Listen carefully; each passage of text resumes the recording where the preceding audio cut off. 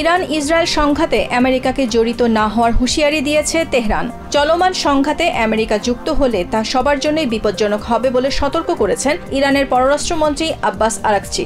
তিনি বলেন, কূটনীতিতে ফিরতে হলে আগে আগ্রাসন থামাতে হবে। শনিবার তুর্কির ইস্তানবুলে ওআইসি সম্মেলনে তিনি এসব কথা বলেন।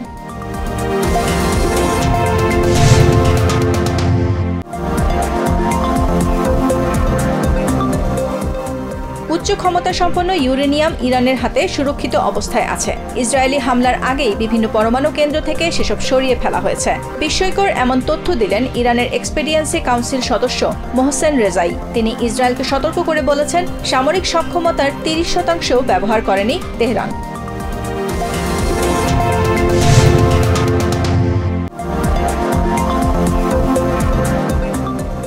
হার্ভার্ড ইউনিভার্সিটিতে বিদেশি শিক্ষার্থী ভর্তি প্রক্রিয়া বন্ধে ট্রাম্প প্রশাসনের সিদ্ধান্ত আইনসঙ্গত নয় বলে রায় দিয়েছে ফেডারেল আদালত। শুক্রবার ম্যাসাচুসেটসের ডিস্ট্রিক্ট জাজ অ্যালিসন বারোস এই রায় দেন। এর ফলে হার্ভার্ডে পড়তে আগ্রহী বিদেশি শিক্ষার্থীদের ভর্তির বিষয়ে DHS এর নোটিশ কার্যকর হবে না।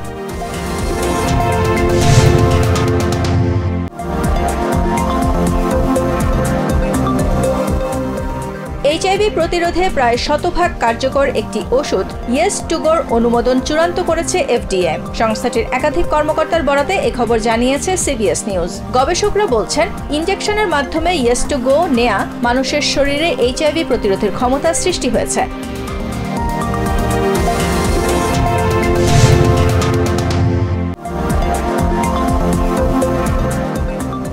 নিউ ইয়র্ক সিটির মেয়র প্রার্থী জোরান মামদানিকে প্রাণনাশের হুমকি দেওয়া হয়েছে। 4টি পৃথক হুমকিতে মুসলিম এই মেয়র প্রার্থীর ব্যক্তিগত গাড়ি ও অফিস বোমা মেরে উড়িয়ে দেওয়ার কথা বলা হয়। ডেমোক্রেটিক প্রাইমারির ঠিক 1 সপ্তাহ আগে এমন হুমকিতে দেহরক্ষী নিয়োগ দিয়েছেন মামদানি।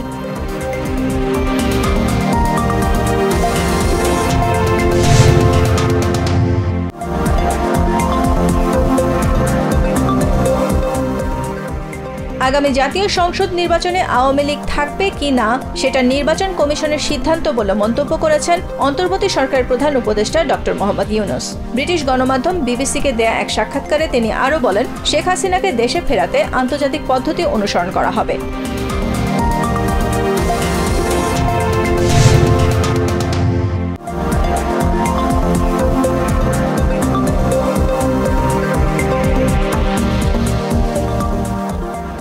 প্রধান নির্বাচন কমিশনার AMM নাসির উদ্দিন বলেছেন, নির্বাচন কমিশনকে যতই স্বাধীন বলা হোক না কেন, সরকারের সহযোগিতা ছাড়া নির্বাচন সম্ভব নয়। নির্বাচনে সরকার একটি মুখ্য ভূমিকা রাখবে।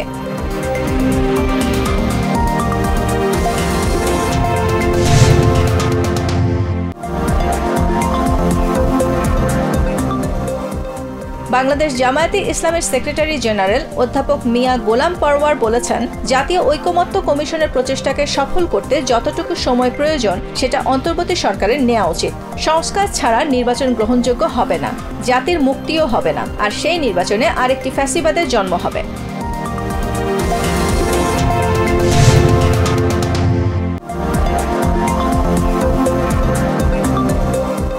তাইওয়ানের প্রতিরক্ষা মন্ত্রণালয় জানিয়েছে, গত 24 ঘন্টায় তারা দ্বীপের চারপাশে 50টিরও বেশি চায়নার যুদ্ধ বিমান ও 6টি নৌযান শনাক্ত করেছে। এর আগে বুধবার তাইওয়ান প্রণালী ও দ্বীপের কাছে ব্রিটেনের একটি যুদ্ধজাহাজ টহল দেওয়ার ঘটনায় ক্ষিপ্ত চায়না এটিকে উস্কানি হিসেবে দেখছে বলে জানায়।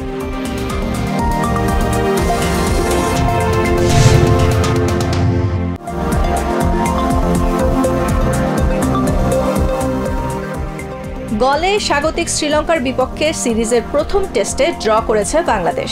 2 ইনিংসেই এবার সেঞ্চুরি করেছেন বাংলাদেশি ব্যাটার শান্ত। দ্বিতীয় ইনিংসে তার সেঞ্চুরিতে ভর করে শ্রীলঙ্কাকে 296 রানের টার্গেট দেয় বাংলাদেশ, কিন্তু 72 রানে ম্যাচ ডিক্লেয়ার করে দেয় লঙ্কানরা।